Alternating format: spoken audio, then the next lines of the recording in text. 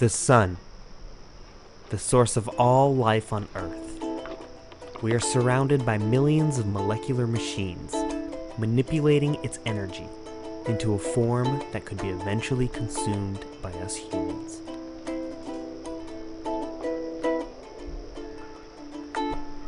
Plants.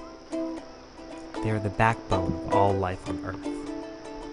We depend on them to breathe, to cycle water for us to drink, and for energy and nourishment to live. We will never know all the ways in which our world is connected, so we should always strive to preserve them, not solely for the benefit of our planet, but for ourselves. After all, it is in nature's laws, not humanity's, where we find the power to feed the world. We need plants more than plants need us. They are all photoautotrophs, which means they use sunlight to feed themselves.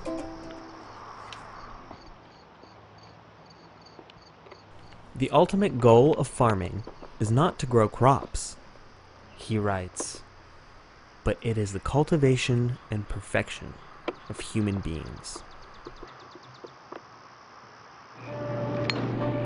Take a look at farming practices today.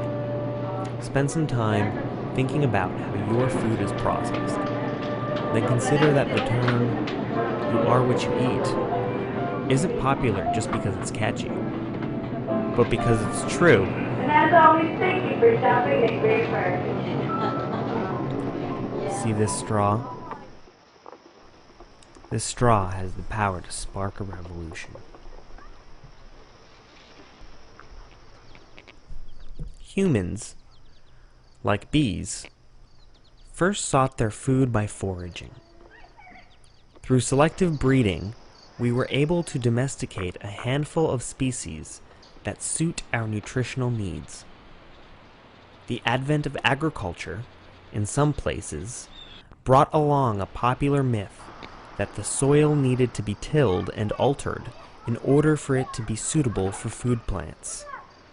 Tillage requires an excess output of labor, a step we now know is unnecessary in agriculture practices.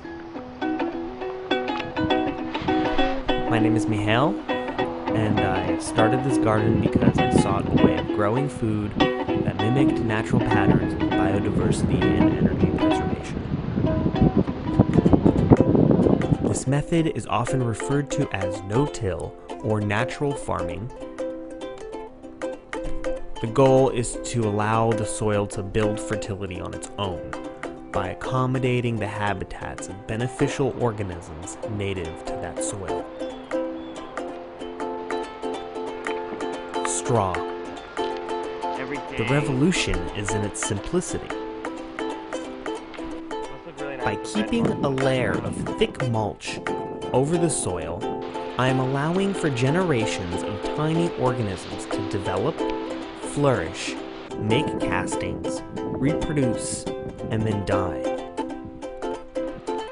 Within one season alone, these microorganisms deposit an astonishing amount of organic matter into the soil, enough to match the following year's supply of fertilizer, had I chosen to till. By protecting the ground from direct impact with rain, I am also preventing the compaction and erosion of soil minerals.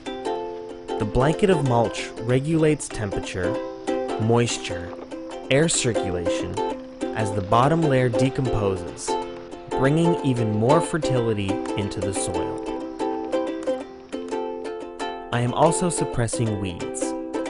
Each weed I pull out by the root will likely never come up in that spot again, as long as I choose not to till. They're best like right off the vine.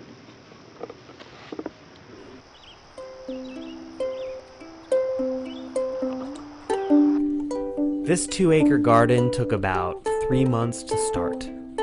The cost of materials was relatively low, though all the earthworks were done by shovels and human bodies, a rare occurrence in our time. The earth is shaped into a system of permanent raised beds. Then, a preliminary mulch is placed atop the mounds to prevent the propagation of weeds.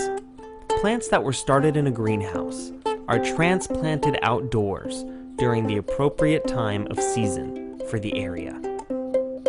Then, more mulch is applied to protect from erosion.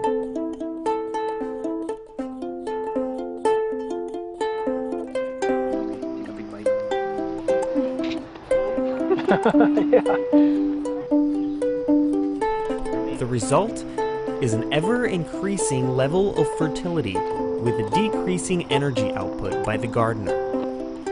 Plants can be allowed to die and decompose where they grew. The natural farmer's biggest responsibility is keeping up with the harvest. Permaculture is the synthesis of modern knowledge with the ancient techniques of nature.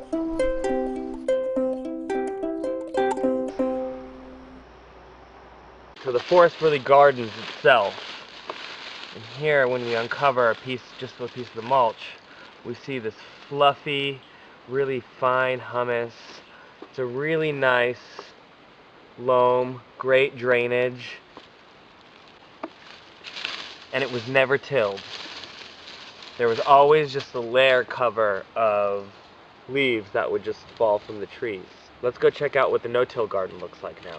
I haven't watered in 2 days, and the soil underneath is very, very similar. It's fluffy, it's wet. There was really no tilling that happened. I planted clover in the path just so I could do that here as a green mulch, because clover has a lot of nitrogen fixing properties.